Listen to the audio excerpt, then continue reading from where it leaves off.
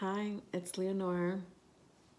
Today I want to talk about something very dear to my heart, and that is suicide. Um,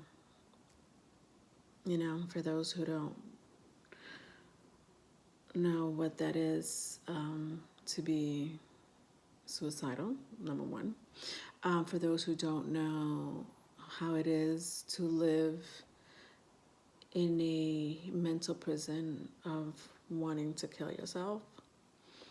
For those who want to know more information about suicide and suicide attempts, welcome. That's what I'm going to be talking about. But first and foremost, if you know somebody that is struggling with suicide in any way, either attempts, threatening, there is a wonderful website. It's called the National Suicide Prevention Lifeline. There also is a telephone number, which is also part of the Suicide Prevention Lifeline. And the number is 1-800-273-8255. I will leave that information in the description box. All right. As well as a little bit of my bio, which I really don't want to talk about it because we're not here for me, are we? I'll talk a little bit about my bio. I may or may not leave it on the link. I don't know. But I know that I was sent to do this message today because I've been there. And I've had a really rough weekend. Really weird weekend. But anyway, listen, it is a forum.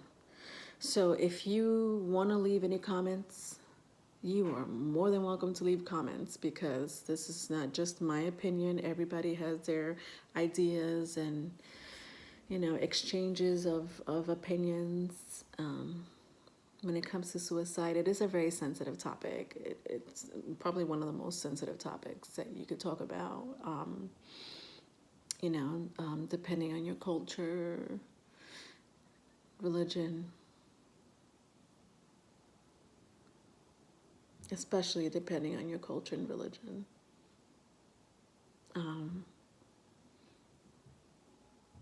It can be pretty sensitive to family members. But if you know someone that is struggling with this, please help them. And if you can't do it yourself, I already gave you a way of how to do it. And we'll talk about that, okay? So the forum is open. So let's talk. So like I said, I was having a pretty weird weekend. I woke up a couple of nights ago and I saw my portrait. I had this small portrait of Jesus that I like to keep on a small shelf, very small ledge, actually. But it's like it's been there for about 2.5 years, no problems. It's not a huge thing. It's like I don't know if you know those cardboards. Sometimes when someone has passed, especially those that are in the Catholic faith, we give out these little like cardboards laminated with a saint and the person's name and or prayer in the back of it. And I kept one for myself just because I was raised Catholic, but just let's put a Jesus in here. So, that'll make my mom happy also. But I have one in my house, and so a couple of nights ago, I woke up around 1:30ish in the morning, and I found this portrait, this little small portrait, face down on the floor. Like I said, I've had it for 2.5 years on the same shelf. I've never had that little picture fall down at all. Even when I slam the door, or there was hardly no wind in my apartment because I'm always freezing. So that was pretty weird. I couldn't make sense of it. However, I was going through a weird weekend. I was thinking about how I'm gonna die in this lifetime.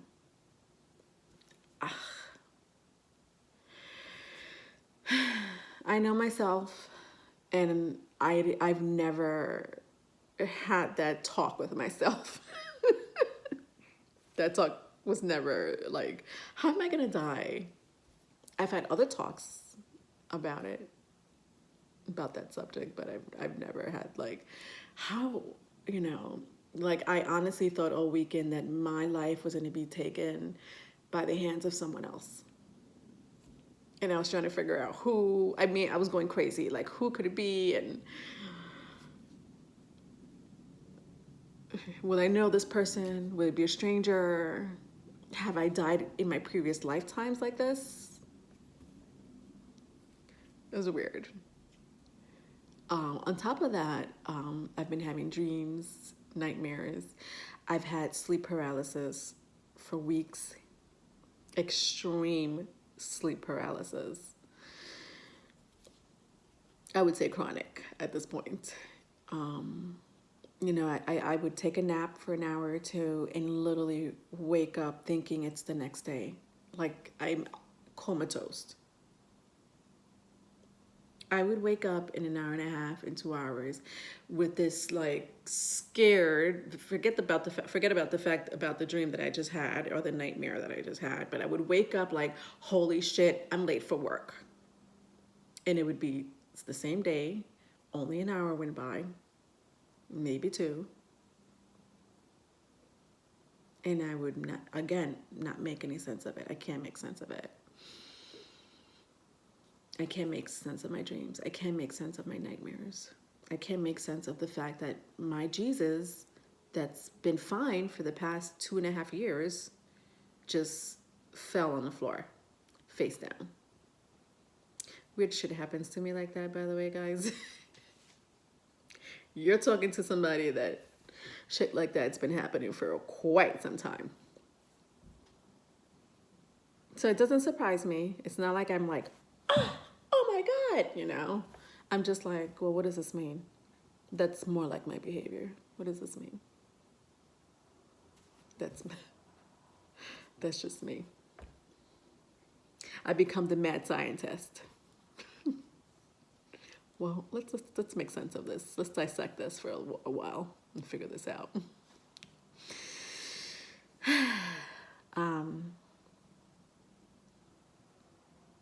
But I've gone through my share of depression, and I've gone through my share of suicide attempts when I was younger. And so when I say it's a dear subject, something that I hold dear to my heart, because a lot of people don't know what it is to be in that mental state, you know?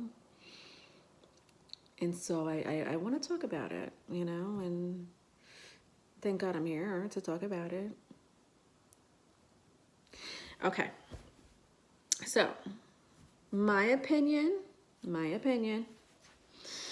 don't want to hear any mean comments. It's basically that you can't really shake the feeling of wanting to kill yourself.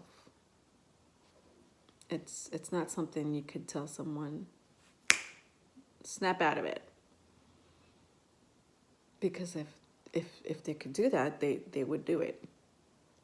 It's that simple. Oh yeah, well, hold on, let me try. Snap out of it. No, I still want to kill myself. This is something that is attached to you mentally. This is something that is attached to you emotionally for years. Years. if not your like most of your life. I wouldn't be surprised for those people that end up killing themselves have been playing with the idea of killing themselves since very little. It's only when they get into puberty and they have their high and low moments that they unpredictably finally do it.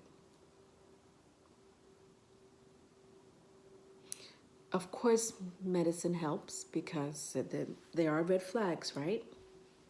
You know, moodiness, sadness, withdrawal, making preparations. If you see somebody like giving away their valuables, that's a fucking red flag.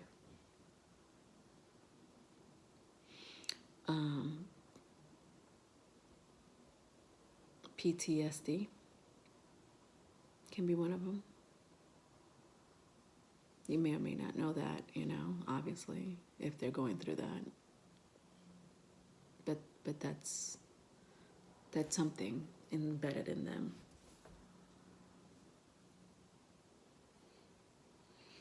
So telling somebody to snap out of it's not going to help. It's a good attempt, but not the best. And let me tell you something. If you want to help someone, if someone that you know that you love dearly is coming to you with some sort of either red flag,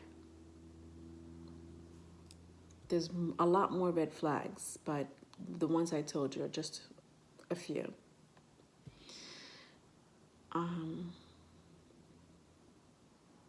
Prepare to sit down with that person for at least an hour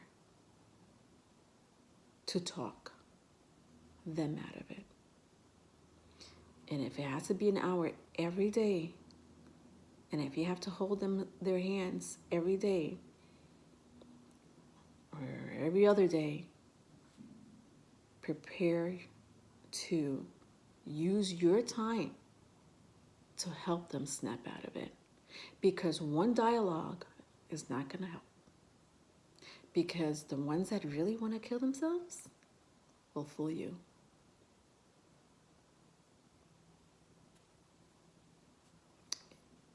You should take all suicide attempts seriously, all suicide threats seriously. It's not a joke. It's if it's a threat, take it seriously. If it's an attempt, take it seriously. If you see the red flags, take it seriously. But prepare to use your time to spend time with them. And like I said, there is a lifeline, a suicide prevention lifeline. Sit down with them. Go through the website. Even better, call them. Do a two-way with them. Sit down next to them and have a professional help them. But sit there and utilize your time. Don't tell them to snap out of it. And listen, I'm not trying to be rough, and I apologize in advance if I sound mean. It's the only word I could use. I'm not trying to be mean whatsoever. It is like it's passionate. It's a passionate subject of mine. If I curse, I apologize even more. Can't do nothing about my cursing. I do try to curb it as much as I can. I say that a lot, but I still do it. Okay. But yeah, you know, if you have your suspicions, try to help them, okay? I know that there are family members that are against stuff like that. They think reading the Bible is going to get them help. Mental facilities, they're there, but so scarce, you know. You're fucked if you live in a rural area. You may have more hope if you haven't, if you live in a big city area.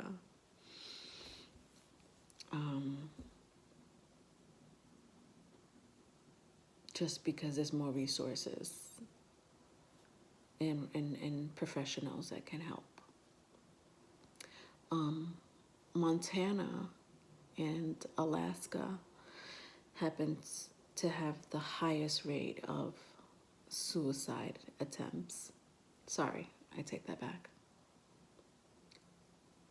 The highest rate of suicide deaths. West Virginia follows them. But, you know, if you think about these states, I mean, I'm not saying that they don't have places that are thriving, but these are huge states, and there's people living in it.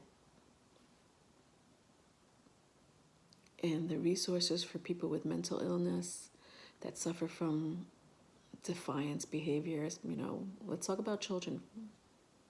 Defiance behavior, depression, some type of mental illness, either, you know, I'm going to just use the word psychopaths, just because it's a universal thing. You know, psychopath could mean anything. Even some type of learning disability can bring them into a depression, as well as being on the spectrum,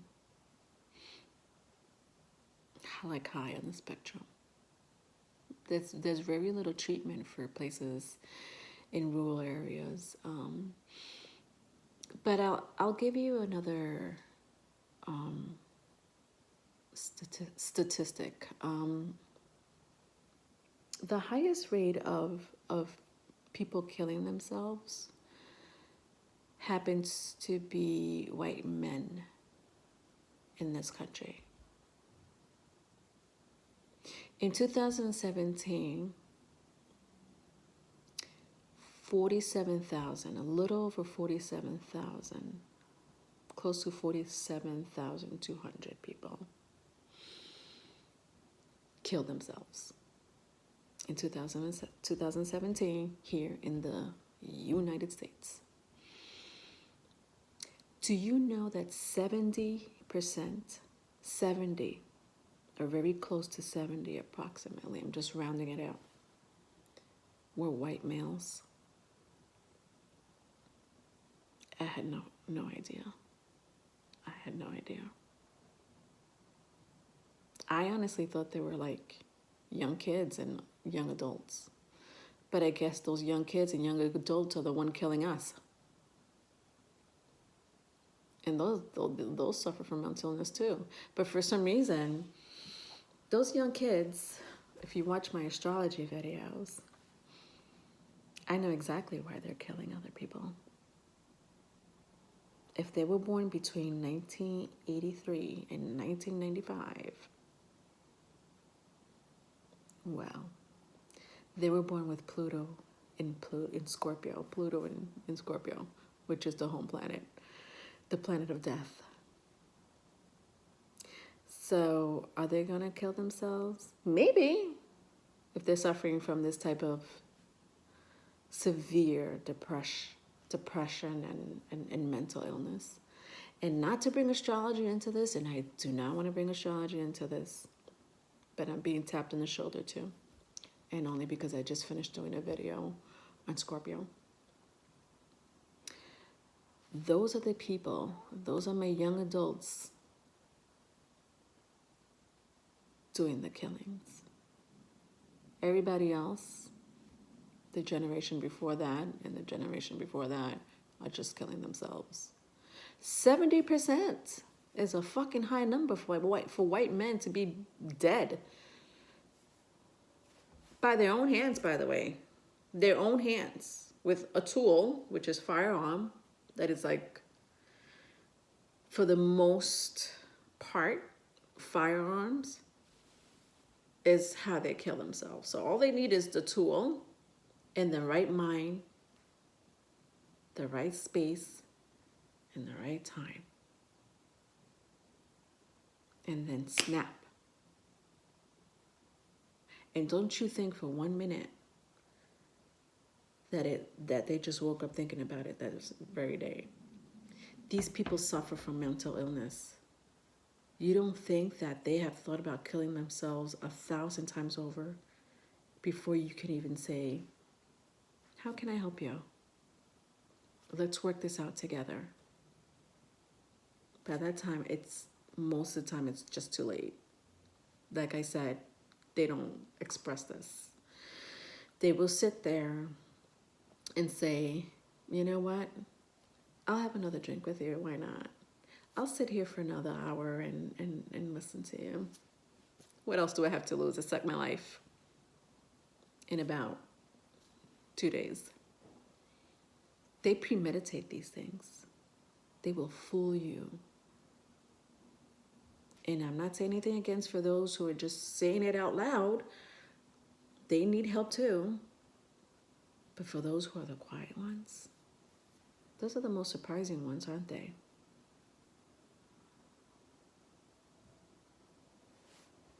Those are the ones that are more unpredictable. Those are the ones that people would say, well, he was a little sad or she was a little sad, a year ago because, they lost a parent. But it doesn't start with losing a parent. It doesn't start by losing a friend. It doesn't start by losing a job. They've already been thinking about this. It's embedded in them. Now, the 47,173, to be specific, that died in their hands of their own suicide death. I'm not saying all of them, had long-term mental illness. I know for a fact there's copycat suicides, especially if somebody in their family killed themselves. Most likely it'll trigger something in them. That's pretty much hereditary. It will trigger some mental illness in them to make them kill themselves. So there are copycats. For example, Kurt Cobain, the lead singer of Nirvana, killed himself back in 1994. Do you know how many young adults killed themselves after Kurt Cobain died? Especially the vulnerable youths. You know what I mean? Like they were already thinking about it, or they weren't happy with their lives. And then this influential singer, this band who was the shit back in 1994. Nirvana? Are you kidding me? Contemporary rock?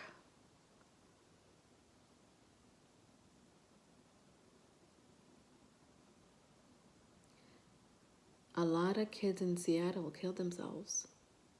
In the United States, I don't know what they were thinking in their heads. You just don't fucking know. You just never know.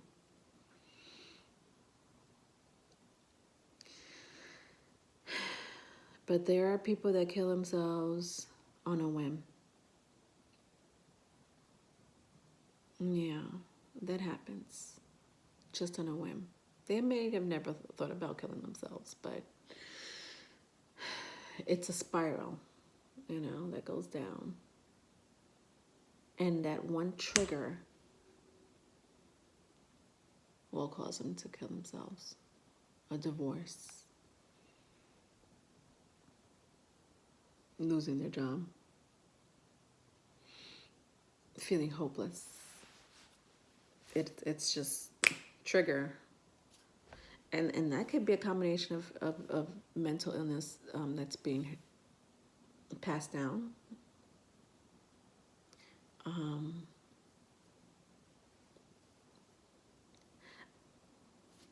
And you know what? I'll tell you the truth.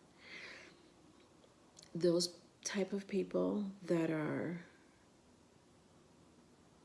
in that category I'm talking about, where it's embedded in them, that something can trigger it, or they've always been thinking about it since very little. I feel they have some type of possession.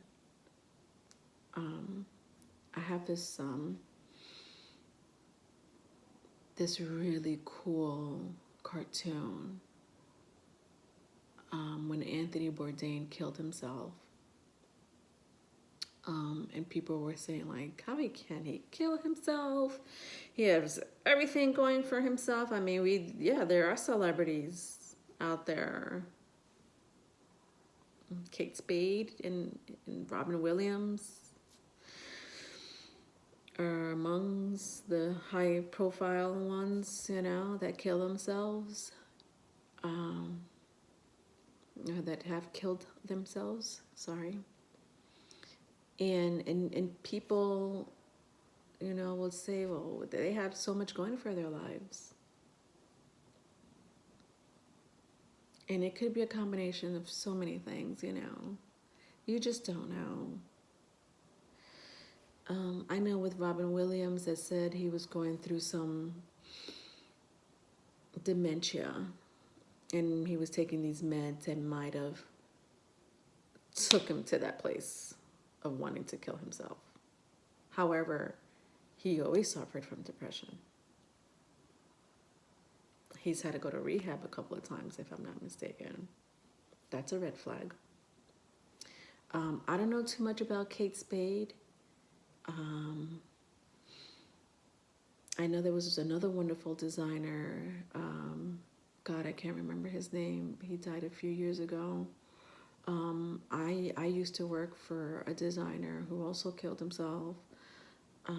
You just don't know what's going on in their heads, As talented and skillful and popular and rich they are, it affects anybody. It doesn't matter how much of a celebrity you are, how affluent you are, if you live in poverty conditions. It's not. Have you not noticed this? It doesn't discriminate.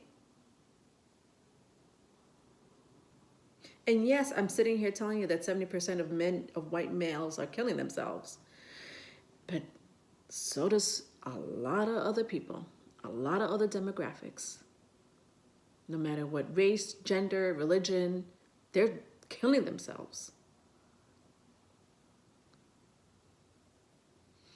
Now, I'm trying to wrap my head around the white males. That was a shock for me. And I know white males that have killed themselves, actually, personally. One I went to high school with. There's another one that accidentally overdosed. The statistics can be out, and the attempts of suicide or suicides, it's not an approximate number. We have Amy Winehouse, Michael Jackson, Whitney Houston, Heath Ledger. What makes you think they weren't trying to kill themselves in the first place? But they'll call it accidental death because they were taking drugs at the moment. And what does narcotics do for a broken heart? Especially if you're addicted to it, you know what I mean? It numbs that pain, right?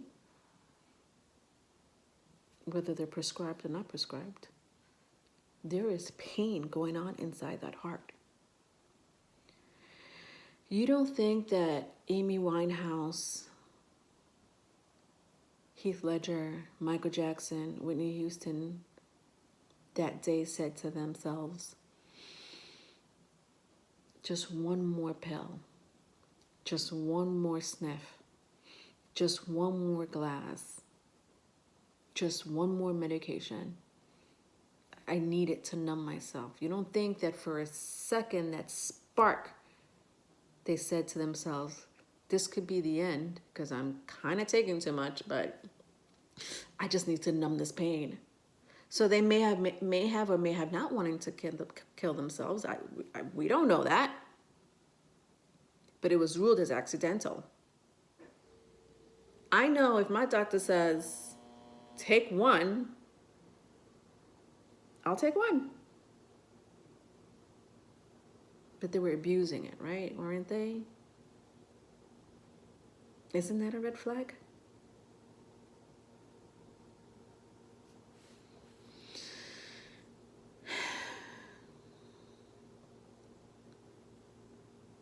Now, let me tell you about New York State because I live in New York State. Let's talk about the suicide rates in New York State. I was also surprised to learn that people between 45 years of age and 54 have the highest rates of suicide deaths. And then that kind of makes sense because it kind of goes with the white males, right? I've heard a few people talk about the moment that they wanted to kill themselves, and the thoughts that go through their heads, and any race, any gender. I'm hearing all of these people because suicide does not discriminate, and they all have ideas and notions of why they should kill themselves.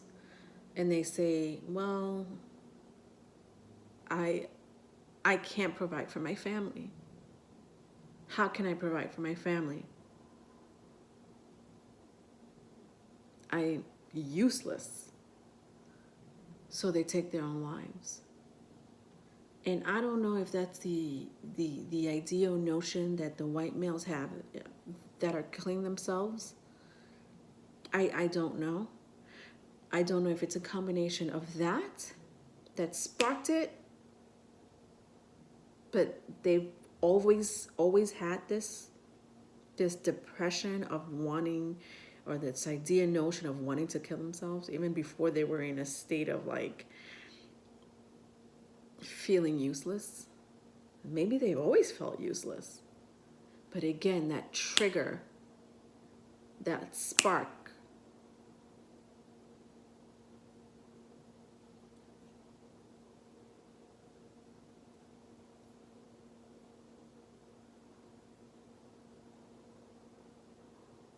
I don't know what that means. And neither do the health professionals, and neither do the social workers. And they're at their wits' end trying to figure this out. They're fucking confused. And the family feel hatred sometimes, along with pain, heartbreak. They feel like they feel angry because they felt that it was such a selfish way to go. When my mother died, I was angry at her. My mom did not die by suicide. By no means was she thinking about suicide. My mother loved life, but she got sick. The doctors couldn't help her. It was too late. She already had several complications happening, and it was just too late to help her. And so I never thought that she would leave. I was just like, my mother now, she'll defeat this. The doctors can help her. We'll figure it out. We'll go to this hospital. If we need to live in another state, we'll live in another state. There's an answer. I completely was, what is that word called when you're like oblivious? Like oblivious to the fact that my mother might die at any moment. And my mother wasn't. She knew what was going to happen. She knew that the doctors had no hope for her. But she kept on moving for her children, for her grandchildren. She knew that they needed her. It was difficult. She suffered. Ever seen a cancer patient suffer? My mother suffered the same way. She didn't have cancer, but it was pretty much the same suffering. And so when she died, I was angry. I was like, how dare she? I don't know why I thought this way. I know you're probably looking at me like, but she didn't die at the hands of like suicide. Like, but can you imagine the family?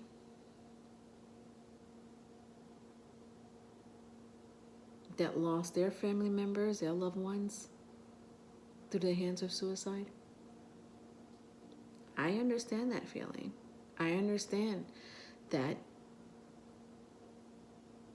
there is no guardian to walk you down the aisle, to help you with, stupid, mundane paperwork, to help you with just life, their wisdom, experience, their support, their love. It was just snatched out of them. And so I understand that feeling. And I don't know why I thought that way. I was angry for a couple of years. I don't know if that had to do something with me. I want to say maybe. Did that trigger my depression? Absolutely. But I also had a little one to take care of, so I didn't want to leave my little one. That would have been selfish of me. That would have been damn hell selfish of me. Yeah, I suffer from depression. Yeah, I've been through suicide attempts, but like I said, it was in my younger years. And people may look at me like, oh, you shouldn't talk about stuff like that. Fuck you. I'm so tired of people saying that. Go ahead and be half naked on the social media outlets that we have here, because you'll get more likes. But talking about death may not get you so many likes, right?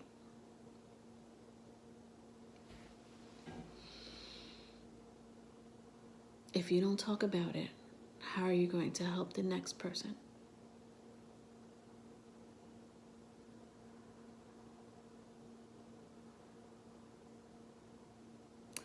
Listen, I have a lot of, this is an astrology platform. FYI. And I have a lot of fucking Scorpio in my chart. A lot. And they say people with a lot of water signs in their chart may kill themselves, but this is where I disagree. I don't fully disagree. Because there may be some aspects in that little birth chart of theirs that's like trigger. Either they will kill someone or they will be the victim. That will tell you on your birth chart, by the way. That's what I did the whole weekend, by the way. I had this one fucking thought that I couldn't get out of my head, like, how am I gonna die this weekend? No, well, I didn't say how am I gonna die this weekend, but I just spent the weekend thinking about how I'm gonna die. Isn't that the strangest? I know people don't do that. Like, I know people don't sit there and spend the whole weekend thinking about how they're gonna die in this lifetime. I don't know where that came from. It literally came out of nowhere.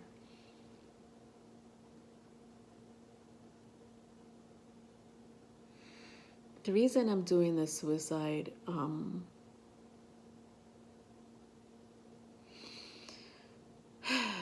segment is because one of my good friends just lost someone by suicide. I've met her a couple of times. Beautiful. She was beautiful.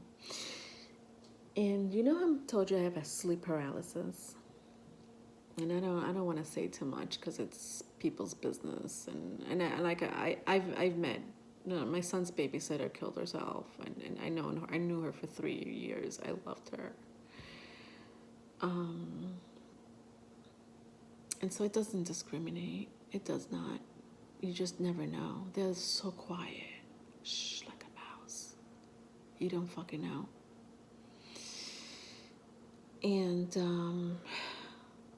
And so it just, I'm telling you, when I was prompted to do this video on suicide, I was really prompted.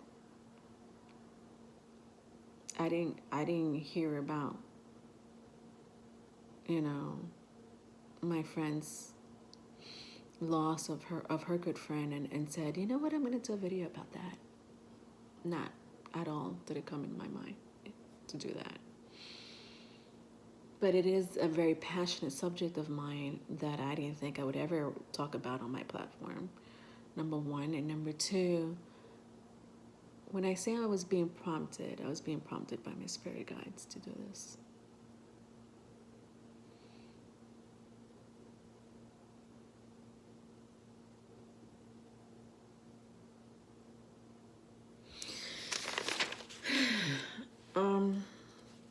I think I'm going to end it there.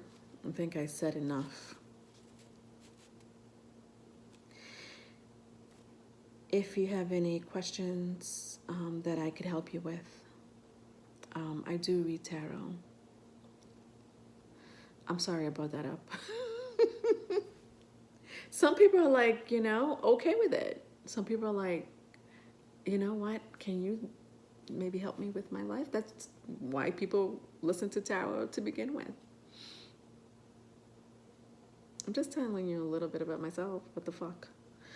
But anyway, for those who are interested, I do read tarot. Okay? And I have other amazing videos.